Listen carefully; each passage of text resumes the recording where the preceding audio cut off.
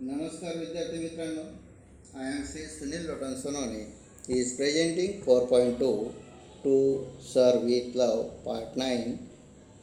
You are welcome in our web portal Tilaknagar शिक्षण Prasarak Mandal Tilaknagar junior college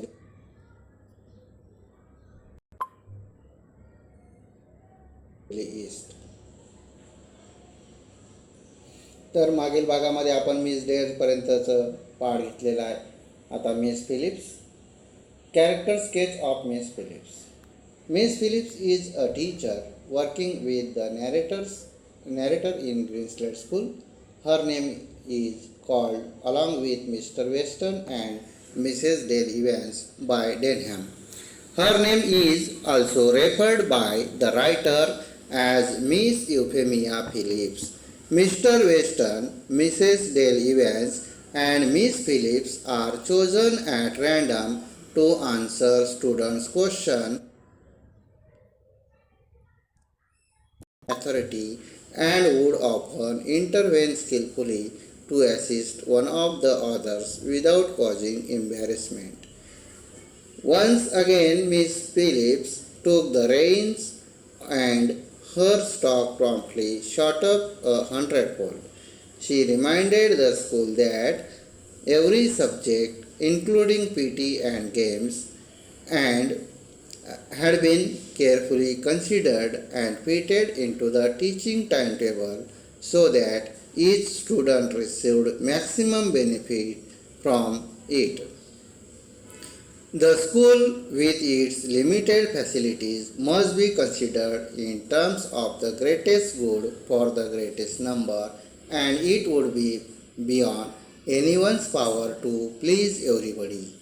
Some of you, she concluded, fixing Denham with innocent eyes, are fortunate in your own fine physical development and do not really need the few meager helpings of PT and games which the school can offer.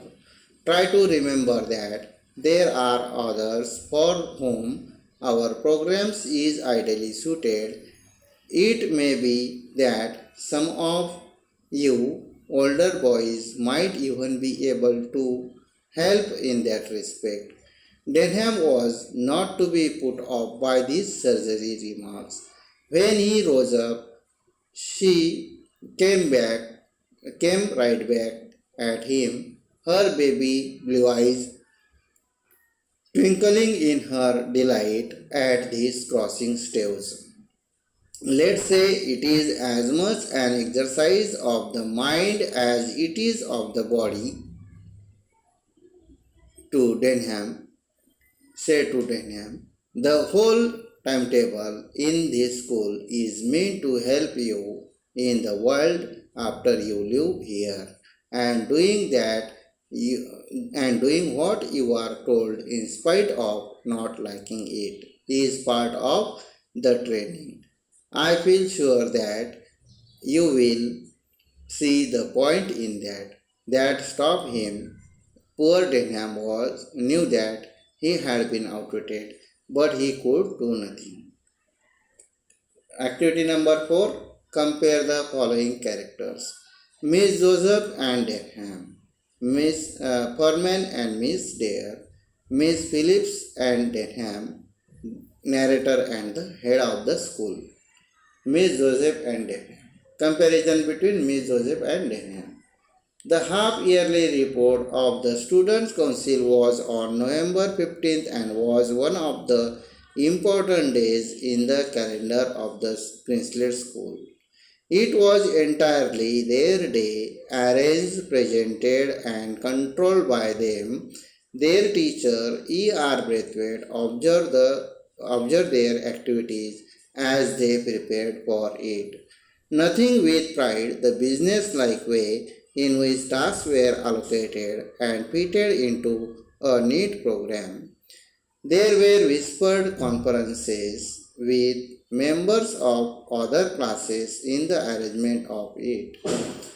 On that day, there was no assembly. The children arrived smartly dressed and polished, and Miss Joseph and Denham who seemed to be the important officials for the occasion, moved about among their colleagues, ensuring that each one was ready to play his or her part. They both led the program as they were senior students. They both sat on the stage, one on each side of Mr. Florian.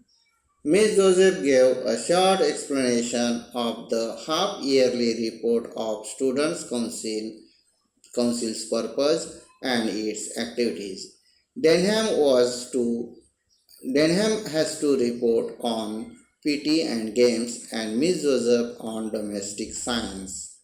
Denham was performing his role with confident courtesy. He used the term Miss in addressing each of the senior girls.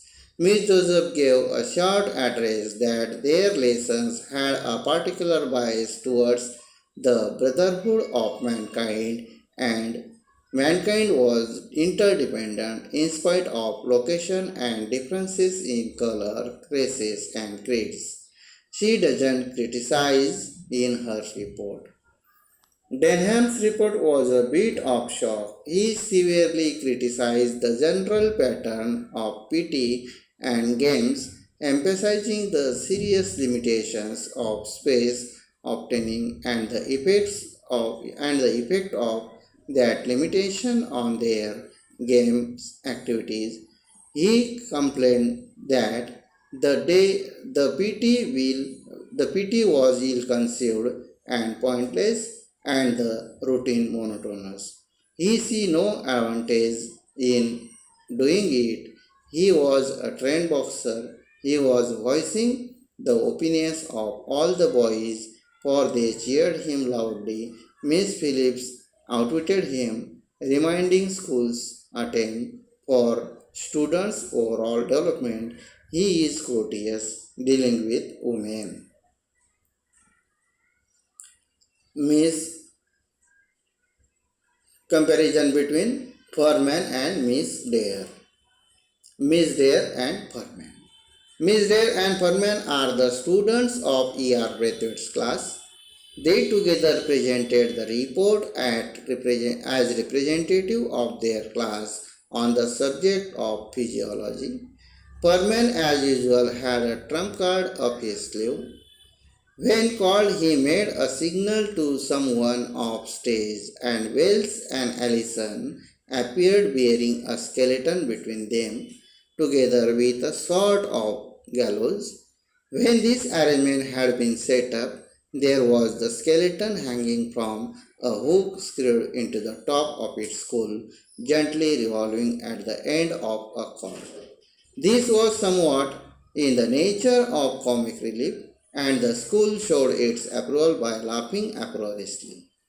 But levity soon evaporated when Furman began to speak. His voice was clear and precise, and he had a strong sense of dramatic. Calmly, he told them that it was a female skeleton. That was a fact and could easily be proved. But he could not say with any assurance whether she had been Chinese or French or German or Greek, nor could he say if she had been brown or white or a mixture of both.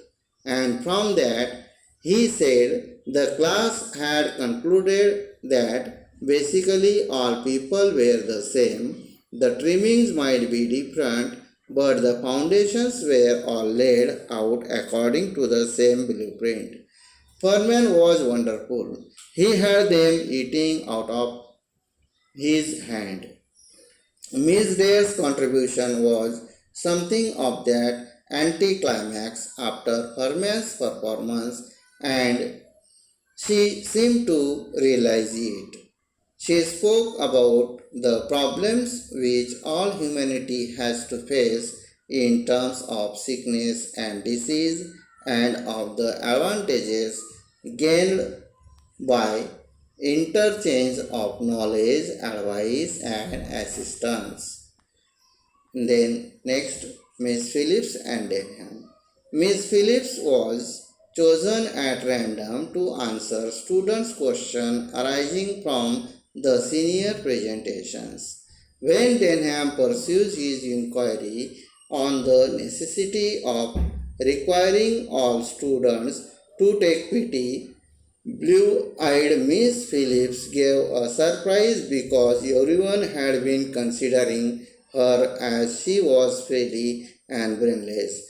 The quiet and hesitant Miss Phillips steps in and gave a sturdy defense of the practice. She reminded the school that every subject, including PT and games, had been carefully considered and fitted into the teaching timetable. Received maximum benefit from it. She reminded the limitations to make happy and satisfied everybody. She gave surgery remarks to Denham. When Denham rose up, she came right back at him, her blue eyes twinkling in her delight at this crossing of staves. Let us say it is as much an exercise of mind as it is of the body, Denham. She exclaimed she explained how the whole timetable in the school is meant to help students in the world after they live here. And doing that, you are told in spite of not liking it is part of the training that stopped him. Poor Denham knew that he had been outwitted, but he could do nothing, and Denham, knowing that he has been outwitted, had no choice but to respectfully cease his headed protest. Next, narrator and the head of the school. Narrator and the head of the school. The half-yearly report of the Students' Council was on November 15th and was one of the important days in the calendar of Greenslade School. The narrator had heard quite a deal about these occasions and became as excited as the children.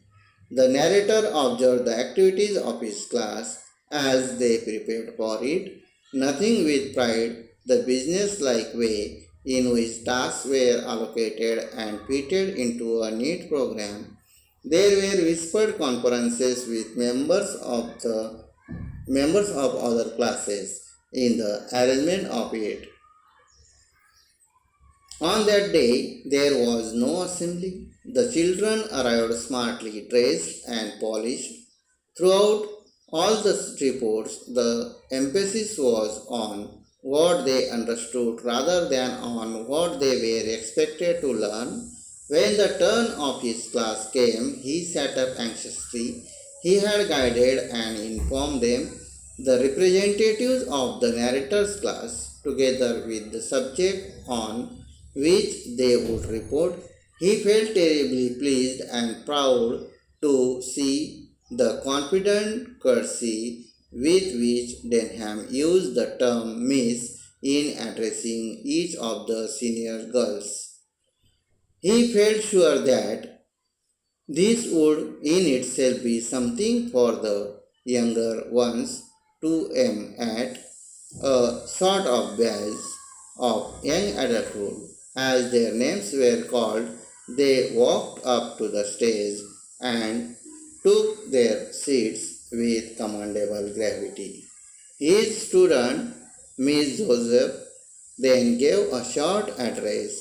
She said that their lessons had a particular bias towards the brotherhood of mankind, and that they had been learning through each subject how all mankind was interdependent in spite of geographical location and differences in color, races, and creeds.